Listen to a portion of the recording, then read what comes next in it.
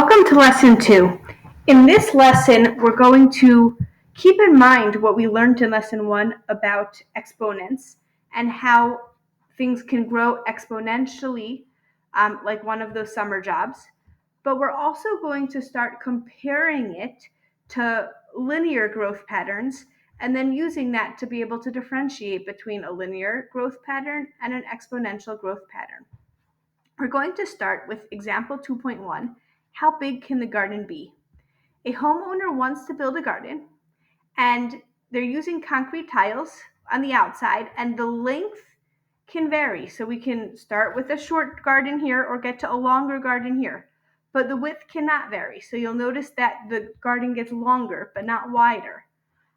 Here are some sketches, and we're going to use this information to tell the owner how many tiles they will need for different possible garden lengths. Before I start creating a table like they're going to ask us to do in example 1, I like to define my variables, and x and y are easy. X is going to be the length of the garden, and y will be the total number of tiles. So now when I create my table over here, I can define my x as the garden length and my y as the total number of tiles. And for the first 3, I'll start by looking at the diagram. When the length is 1, we have 3 on the 2 ends and 2 in the middle, which is 8 tiles. When the length is 2, we have 2 on the top, 2 on the bottom, plus 6 on the 2 ends, which is 10 tiles.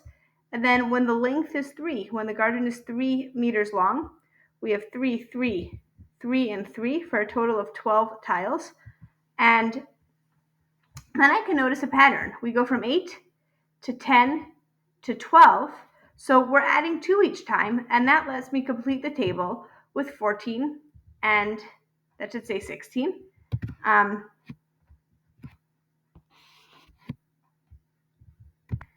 so on. And I'm going to pause here to say that we can take a look at the situation and write a formula for what's happening here. Notice that each garden has 3 on each end. And then there is 1 tile both on the top and the bottom for each meter of length. So here it's 2 times 1, here it's 2 times 2, here it's 2 times 3. So my formula can be f of x, or y is equal to 6 plus 2x, where we have 6 on the end and 2 times the number of meters. And when we are asked to describe the way the pattern is going, that's when I'm going to say the pattern is growing by adding 2 concrete tiles for each meter of garden length.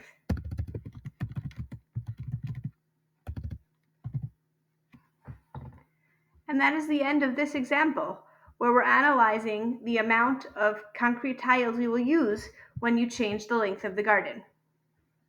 Now let's take a look at example 2.2, representing relationships. Here we're going to be looking at the formula for converting Celsius into Fahrenheit, converting a temperature in Fahrenheit to a temperature in Celsius. If I give you a temperature in Fahrenheit and you subtract 32 degrees and multiply that by 5/9, that will give you the temperature in Celsius. So when we're just asked to describe the relationship in words, you're going to say what I just said. 32 degrees less than the temperature in degrees Fahrenheit multiplied by 5/9 will equal the temperature in degrees Celsius.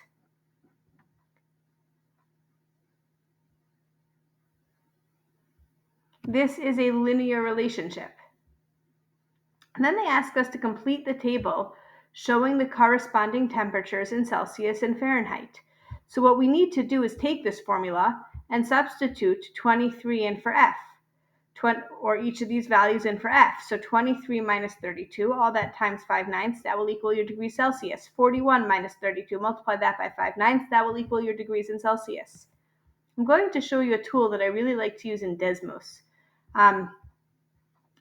Although our equation uses F and C, in Desmos, I'm going to put an X in for F because it seems to work better using Desmos calculator. But I start off by defining a function where c of x is equal to 5/9 times x minus 32. Then I press this plus button and I click Insert Table. And it comes with things on the top row. I usually erase those and just type in x and c of x, which I did up here. And I input the values that we are asked to find the output for. I inputted the temperatures in Fahrenheit to find the temperatures in Celsius. And those are all my answers that I can now put into my table. You can pause the video and write this down. I'm going to continue, and we are asked now to graph these values on this graph. Now, I decided to use an increment of 10, and I just wrote it on every other tick mark, so every second box goes by 20s. And I'm not going to be able to graph the last 2 points on here because they're going to be off of the graph, but that's okay. Let's start over here, and I'm going to have to use some estimation because this isn't perfect. 23 is a little bit after 20. -5 is halfway between 0 and -10. We have 1 point there. 41,5 would come a little bit after 40 and halfway between 0 and 10. 50,100 would come right here all the way up to 100. I'm sorry, that didn't, I looked at this and said, that doesn't make sense. That's not on the line. And it doesn't make sense because it says 50, 10. So let's regraph that. 50, 10 comes right here. 104, 40. So I'm just going to go off the graph a tiny drop. Here's 104 up to 40. It's about here. And then 122 and 212. 122 would maybe come out here, and that comes up to 50. And the 212 I'm not going to be able to graph, but I can estimate this now with a line.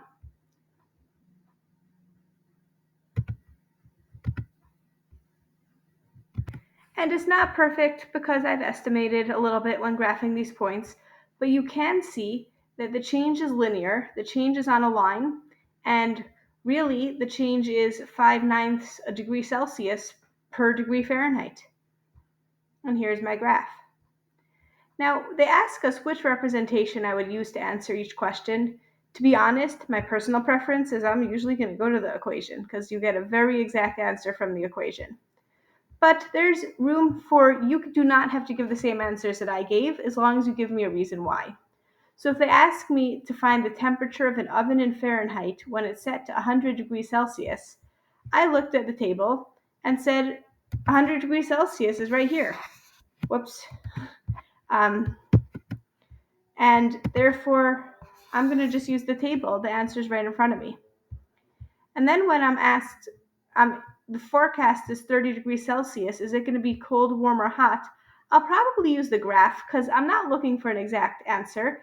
I just want to compare that value to other numbers. So 30 degrees Celsius is about here, and that's coming over here, which clearly is hot. I don't need to know exactly, but it's about 90 degrees. And then the outside temperature is -4 degrees Fahrenheit. How could this temperature be reported in Celsius? I want an exact answer. That number's not already in my table, so I'll just use the equation. It will be easy to substitute and use. And that is the end of this example, where we looked at a function comparing the temperature in Fahrenheit and the temperature in Celsius, and the change is linear. Activity 2.3, you can do together with your teacher and ask for a set of cards. If you have any questions or need some clarification, or are trying to understand something or how it connects on another level, please ask and let me know.